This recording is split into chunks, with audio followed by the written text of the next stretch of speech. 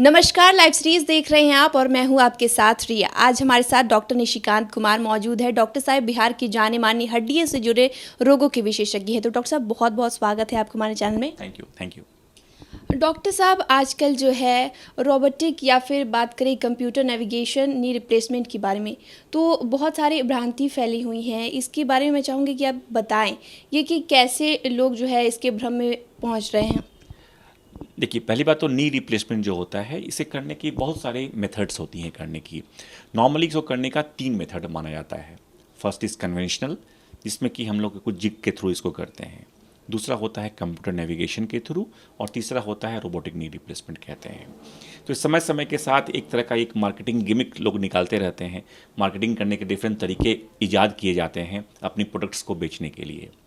तो सबसे पहला तरीका इम्पॉर्टेंट चीज़ है कि इसमें सही तरीके से होना बहुत इम्पॉर्टेंट है। आप कौन सा मशीन यूज़ कर रहे हैं ये इम्पॉर्टेंट नहीं है। सबसे इम्पॉर्टेंट चीज़ होती है कि ये जो सर्जरी होती है knee replacement, it's an art and surgeon is the artist, not the machine. Machine is not the artist. Machine कोई काम नहीं करता है, मशीन आपको असिस्ट कर सकती है चीज़ें। तो मैंने जैसा बताया कि 3 मेथड हैं।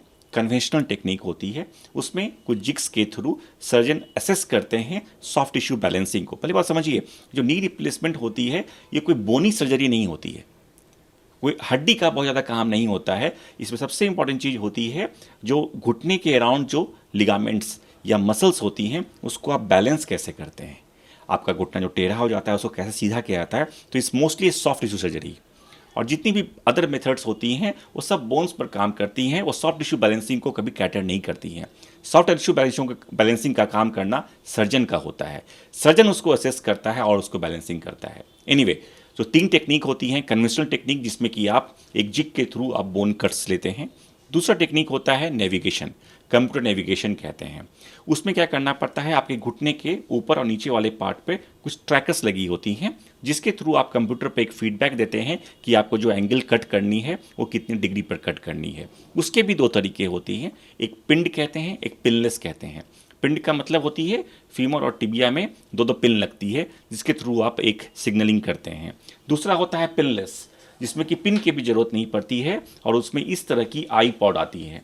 ये आईपॉड हम लोग नी पे लगाते हैं और कितने डिग्री का कट करना है, 3 डिग्री 5 डिग्री, ये कट डिनोट कर कर हम लोग उस एंगल को मेज़र करते हैं। तीसरा तरीका आ गया है रोबोटिक नी रिप्लेसमेंट कहते हैं। इसमें रोबोटिक कोई रोबोट नहीं होती है, एक मशीन होती है विद अ रोबोटिक आर्म, जो सर्जन कट करता है उसी को उस आर्म के थ्रू कट किया जाता है, ताकि आगे उसमें कोई क्लेम करता है कि ये जो कट करता है ये सीधा कट करता है, इसमें कोई वेरिएशंस नहीं होती है और इसकी लॉन्जिविटी बेटर होती है, व्हाट दे हैव क्लेम्ड। लेकिन ये लॉन्ग टर्म स्टडी में देखा गया है कि तीनों मेथड्स में कहीं कोई डिफरेंस नहीं है। चाहे आप कन्वेंशनल से करो, चाहे नेविगेशन से करो, चाहे आप रोबोटिक्स से करो, तीनों टेक्निक में कहीं कोई दिक्कत नहीं है। लेकिन रोबोटिक करने के कुछ नुकसान ज़रूर हैं। क्या नुकसान है? पहला की चीज़, जो रोबोटिक्स जो कंपनी बनाती हैं वो एक क्लोज सिस्टम होती है। मतलब कि एक रोबोटिक में जो अगर आप किसी कंपनी का रोबोटिक का आप यूज़ कर रहे हैं, उसमें सिर्फ उसी कंपनी का इम्प्लांट आपको यूज़ करना पड़ेगा। आप दूसरी कंपनी का इम्प्लांट आप उसमें यूज़ नहीं कर सकते हैं। और देखिए, ह्यूमन जो बॉडी होती है ये कोई मशीन नहीं है। आपका बॉडी अलग हो सकता है, मेरा बॉडी अलग हो सकता है, आपकी रिक्वायरमेंट अलग हो सकती हैं।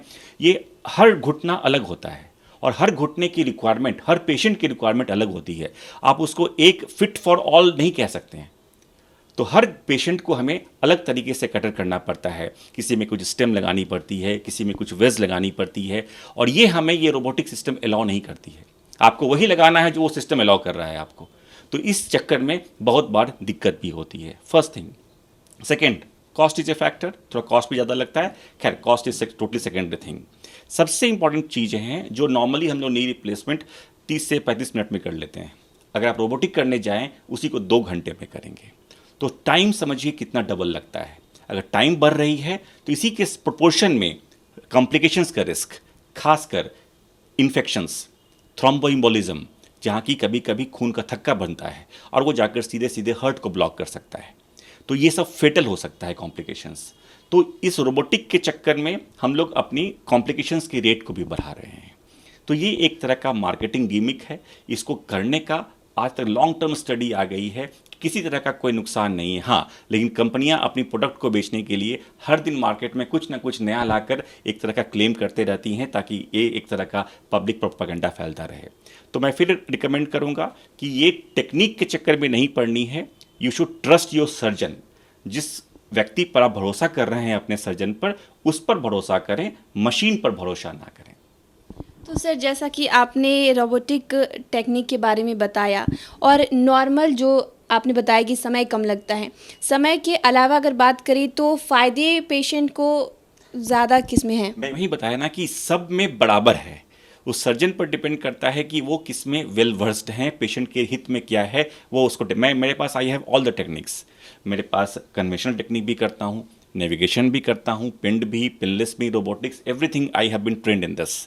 ठीक है, लेकिन मैं हर पेशेंट को अलग अलग चूज़ करता हूँ कि इसमें क्या करना जरूरी है, इसमें क्या। सो आई टेलर्ड माई पेशेंट्स।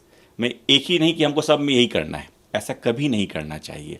और फ्रैंकली स्पीकिंग, ऐसे रोबोटिक्स ना, आप देखिएगा एक नई कंपनी आई मेको, स्ट्राइकर ने मेको लेके आ गया, 2 साल पहले लेके आ गए, अपना सब मार्केट में हल्का सब जगह हल्ला हो गया। फिर कंपनी ने क्या किया, अब मेको 2 यूएसए में लॉन्च कर दिया।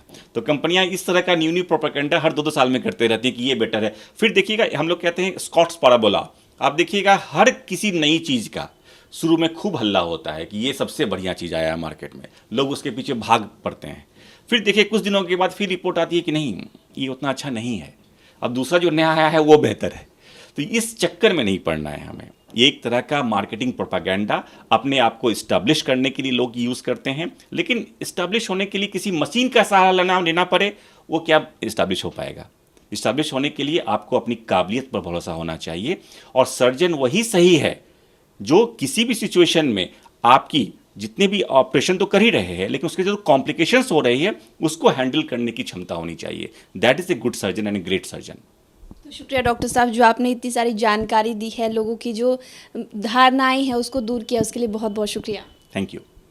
तो आप डॉक्टर निशिकांत कुमार को सुन रहे थे, जिन्होंने पूरी जानकारी हमारे साथ साझा की है। तो इस विषय में आप क्या सोचते हैं, हमें कमेंट कर ज़रूर बताएं। हमारे चैनल को सब्सक्राइब कर ले, फेसबुक पेज को लाइक कर ले। वीडियो देखने के लिए आपका शुक्रिया।